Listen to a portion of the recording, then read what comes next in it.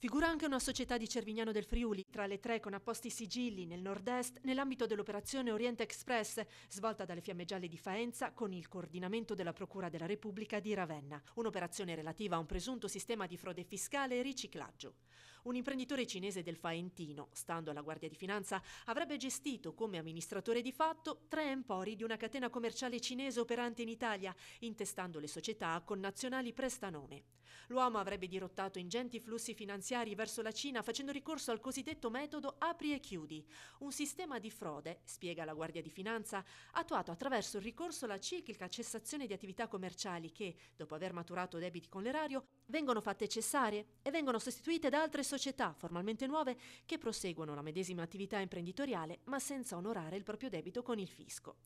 L'imprenditore, stando alle Fiamme Gialle, avrebbe inoltre utilizzato una rete di società cartiere, riconducibili anch'esse a soggetti cinesi, per documentare circa 7 milioni di euro di presunte operazioni commerciali fittizie, procurandosi così costi inesistenti e dirottando, attraverso bonifici bancari, denaro verso la Cina.